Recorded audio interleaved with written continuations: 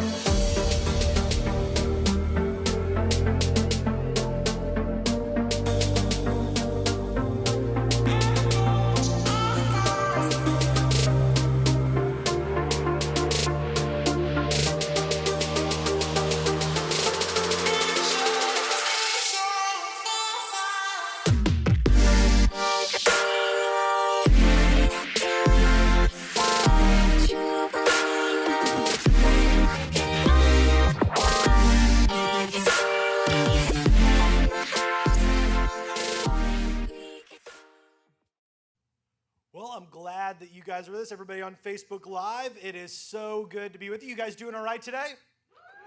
Happy Mother's Day to all the moms. I'm excited today as we get back into our series, Streetlights. A couple weeks ago, we started this. We were looking at and we've been doing this in our series, some of the most Googled questions on the internet because, well, there's some things out there that honestly the church needs to talk about. And one of the biggest questions that takes place is, what do I do with my doubt, with my questions, with my skepticism? And so we opened this up a couple weeks ago, and then last week we had our picnic, which was a blast. And we've been looking at how do we answer this question? Is it okay to have doubts? Is it okay to have some skepticism and some things and process that as a church? Or is it God just going to go, you know what? You have doubts, you have questions. I don't have time for that. You go over here. And you may have been told that in some type of faith community and church that you were a part of at some point in time. I want to let you know that this is a very safe place to ask questions, to have doubts, to have skepticism. God is big enough to handle it. There has not been a person alive in any point in time who asked a question, had a doubt, had some skepticism, and God goes, man, that derailed everything. Like, God is big enough to handle every single bit of it. And recently, I was watching this video. It was put on by a company called Jubilee. They do a bunch of different stuff. They were asking Christians questions. So they gathered together a handful of Christians, and I want to let you know that we don't have to agree on everything. But I think it's very interesting where we land as far as our baseline. You see, as they asked these people these questions, and we'll get into it a little bit, they did not exactly go from the same baseline. And one of the things that I was always taught was that in essentials, unity, in non-essentials, liberty, and in all things, love. Meaning that there's some essential core beliefs. For instance, that Jesus came to redeem and set free the world for all the sins of all mankind. That he came to redeem us, to set us free, to make us clean, if we would accept that gift. That's a core belief within the church. That would be an essential belief. There's some non-essential things out there that people argue about, whatever, and then there's a lot of that we just go, man, I want to operate in love and all that I do. And it's interesting as they process some of these questions about faith and doubt, the answers that varied. And I want to let you know, I would not agree with where everybody landed on these, but let's take a look at some of the questions that these guys had. Check this out.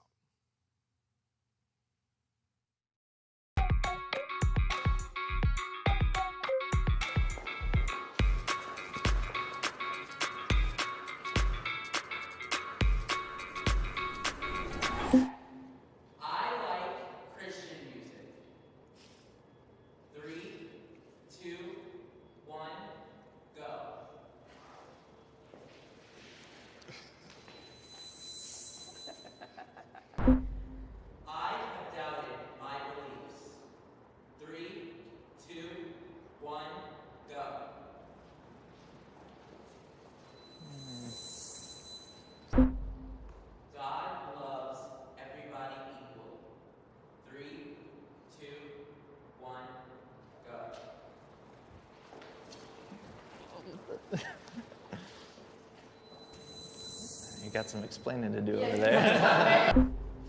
I would date someone who isn't Christian. 3, 2, 1, go.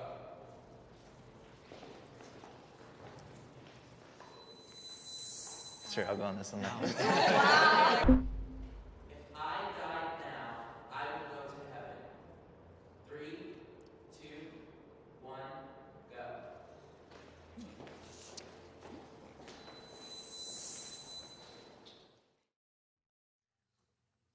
It's interesting where people land in some of those. And there were quite a few more questions, and in between each one of those, there was quite a bit of banter between them about what was going on and what was happening. You could even see some of the faces, and there's some points where I'd go, yeah, I agree. Like when the guy was like, you have some explaining to do over there. Yeah, you do. Like God loves everyone equally, and the one guy like wanders off. But what was fascinating to me and also heartbreaking is that nothing that they talked about, almost all of it, almost 100%, is they began this dialogue was rooted in what God actually has communicated. It was, well, I had my situation with mom and dad, and they would go on. Or I had a friendship that went south, and once that happened, or I went to a church where the pastor was mean, and then everything that was discussed was through the lens of how they felt. It was this nature versus nurture kind of movement that took place in the discussion, and it had very little to do with what does God say as they wrestle with some of these questions. And as you and I get into this question of what do I do with my doubt? Is it okay? Well, we here at Forefront Church, we'd say, yes, it is absolutely okay to have doubt, but where is it leading you? How are you processing it? And are you going back to what is true? Because you can veer far too far off to one side and get into your own head so deeply that you wander off from everything. And then to the other side, you can muster up doubts and then search and then get so concrete in where you're at and so staunch that you think that you're actually better than other people. I actually love the way I was reading through some of this stuff on faith and doubt, and this author put it this way. She shared that the minute we begin to think we know all the answers, we forget the questions. And we become smug like the Pharisee who listed all his considerable virtues and thank God that he was not like other men. These were the religious leaders during that time. And those who believe, they believe in God, but without passion in the heart, without anguish of mind, with thinking through these things, studying these things, without uncertainty, going, I'm not sure, there's some mystery to this, without doubts, moments of trying to wrestle with it, and even at times without despair, believe only in the idea of God and not God himself. And I challenge people as they come to faith in church and wrestle with these questions, you can be a really great believer without actually ever being a follower. You can come and sit and give and serve and have this mental image of God, but are you wrestling with these doubts and these things to become a follower of him? It's like when you're a part of a family. You kind of are a part of a family by default, but do you actually enjoy being a part of the family? I know for our daughters, there's some times where they would say, absolutely. And then there's other times where they go, get me out of here. Do we pour into being a part of this? Because here's what happens. I can promise you one thing. Troubles will come. And it is the root of where most doubt gets kind of stemmed from and births from, is trouble, is from hurt, is from pain. And how are you handling those moments will determine how you wrestle with doubt. I would put it this way, is that troubles will usher in doubt. It is going to happen. But will you choose the Father or the surrounding fires? Will you choose God above, or will you choose to be like, oh man, because we do this.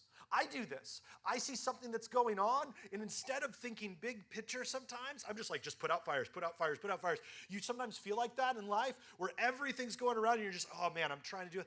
And if we're so busy with the fires when troubles come, it will start to foster a doubt in so many other things, but especially with God. And in these pieces, we'll go through this stuff that is very, very hard. We'll have health things that happen. You'll have a surprise diagnosis that will change your life. You'll have a loved one that will get news that you were not anticipating. Each and every one of us, one of the few things that we could say with certainty, each and every one of us will experience death around us and death ourselves. How will we process these pieces when hardships come?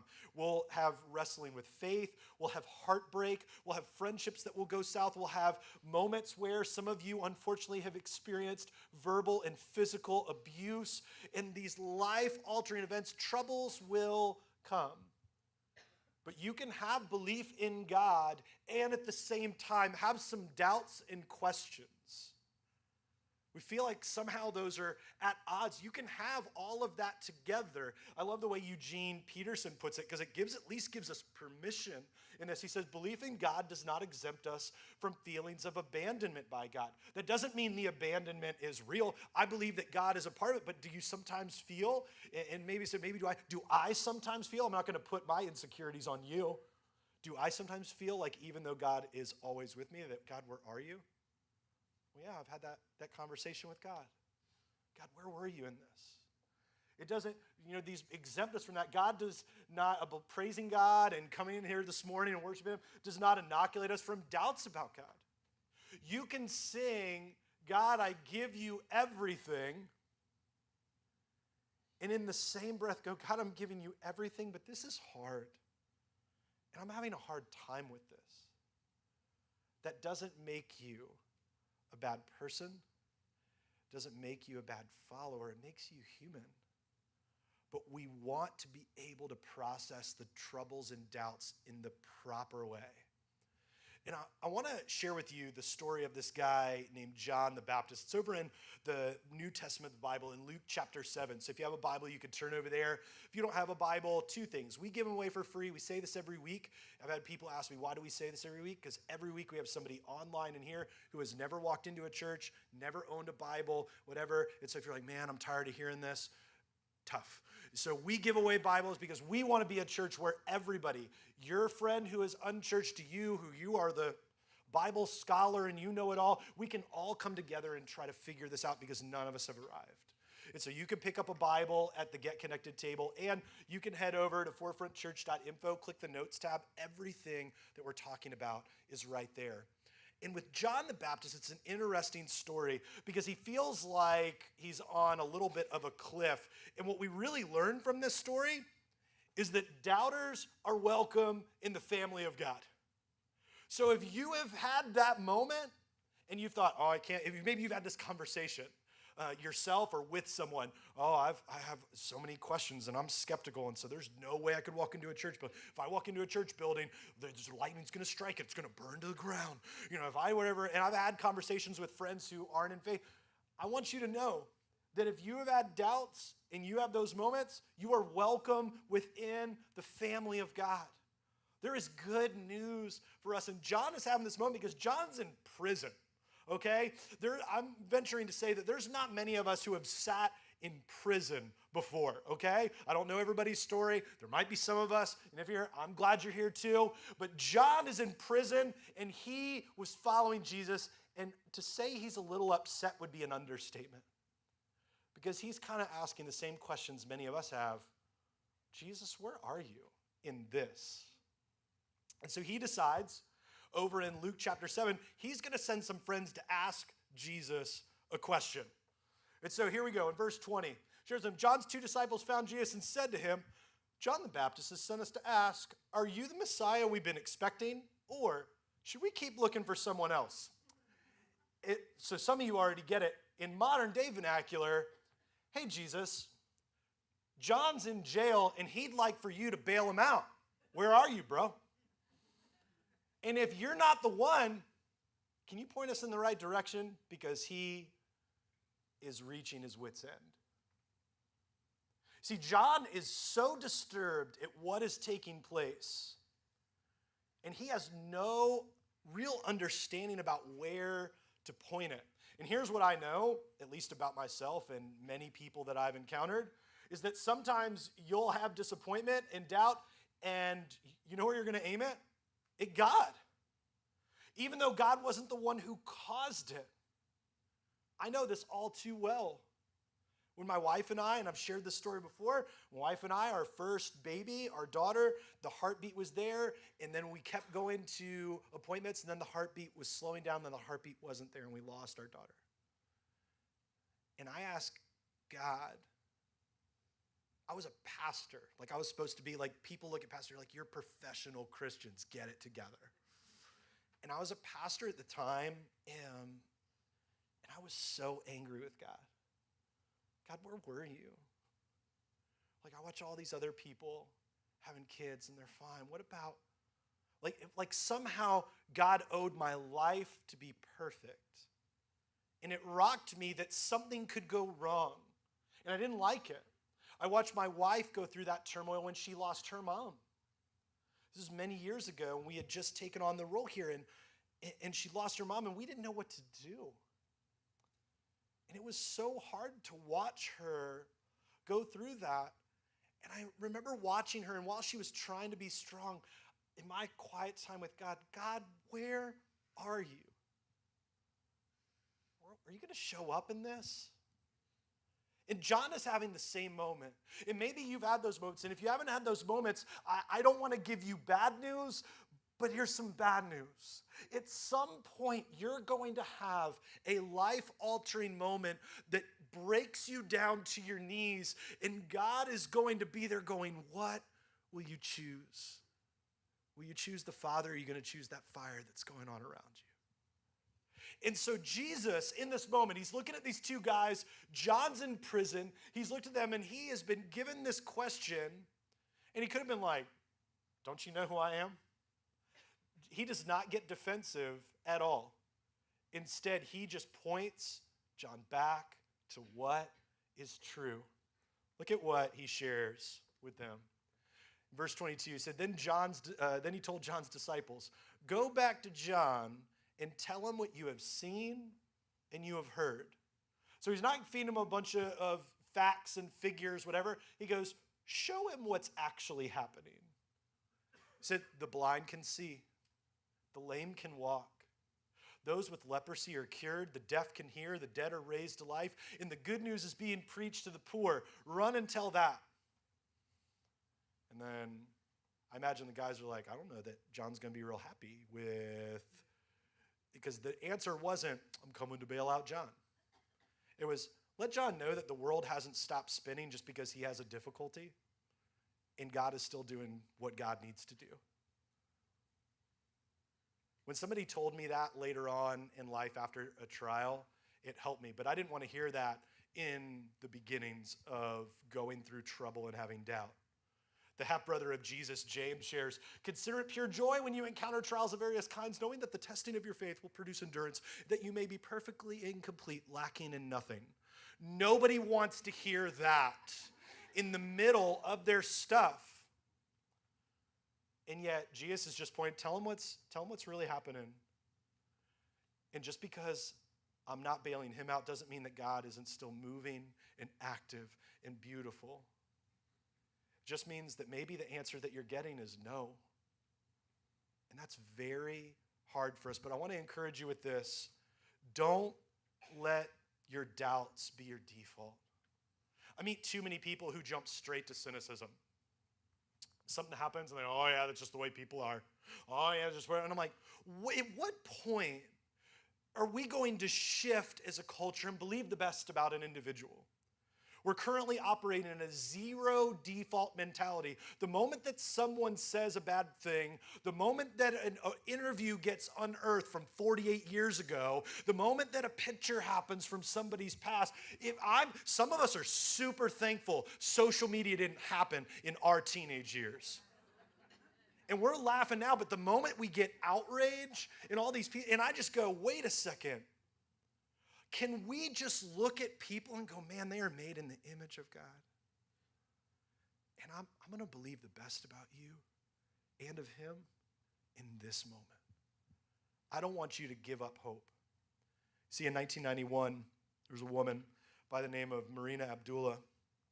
And she was going with her brother, the uncle of her youngest son, to go pick up her other son. And they're driving down the road, and she noticed that the car was coming at them, and they were going to get in an accident. And so what she did in the back seat is she unbuckled, and she covered her 4-year-old boy as the car began to flip and get tossed into the air. She had critical injuries. As they got to the scene, she was already in a coma. The boy walked away with minor injuries, walked away from the accident. They kept her on life support. 1991. Moving her from place to place, doctors wanting to give up on her. You know, there's something to be said for a mother's love and tenacity. You see, because last year, about mid-year, she woke up. She woke up. The son went and visited her every single day, despite doctors telling him there was no hope for her. And he laid there in the bed next to her as she uttered her first words, which was his name, and that she loved him. Here's a picture of her as they have now started taking her out of the hospital and going places. And I just wonder if maybe you're operating in your troubles with a lot of doubt because no one's handed you a glimpse of what it looks like to be hopeful. You see, mothers have an interesting knack for pointing us back to what is true. It's like the words in 1 Thessalonians chapter 5. Test everything that is said and hold on to what is, what? Good. My mom used to say something similar. Now you're going to run into people that tell you all kinds of things. Want you to test it based on what we said, what church says, and do the right thing. I think she got that from somewhere. You see, we're in a mode of looking at everything and looking at the negative, a bend to the hurt, a bend to the pain, and I get it. We have all, and I want to share this with all of us, especially on a day like Mother's Day, where mothers push us to be the best in ourselves, but we're going to face hurt. And where are we going when the troubles come? Are we testing everything that we see and holding on to what is good and going back to what is true? And that's in Jesus, the only one that can sustain us. You see, troubles will usher in doubt. It's going to happen. But will you and I choose the Father or the surrounding fires? And as we said in the first week, God is with us, so we should fear not, because his presence goes with us everywhere that we go. My hope and prayer for us in all of this stuff, because if we got everyone up here and started sharing stories, we would all be heartbroken with the pain. But I can guarantee you, if we started hearing the stories, we'd also watch the glimmers of hope all along the way of men and women who are choosing the Father over the fires that are happening. And this is a promise that I can tell you, that when you choose the Father and really seek him, you will not be disappointed. But that choice is yours. What will you do? Thanks for tuning in to the Forefront Church video podcast. Our hope and prayer is that this has left you encouraged and challenged you in your faith. And you might have some questions and some ways that you want to figure this out, and we want to help with that. Head over to forefrontchurch.info, and there's a couple different ways that you can connect. Click the Connect tab and let us know how we can be praying for you, or a staff member can be contacting you this week. Maybe you have just been encouraged by this and want to support the ministry here at Forefront Church. You can click the Giving tab, as well as other tabs that are in there to help you along in your journey with God. And so we're thankful for you. Thanks for tuning in, and we cannot wait to see you again here online on the video podcast. We love you, and we'll see you then.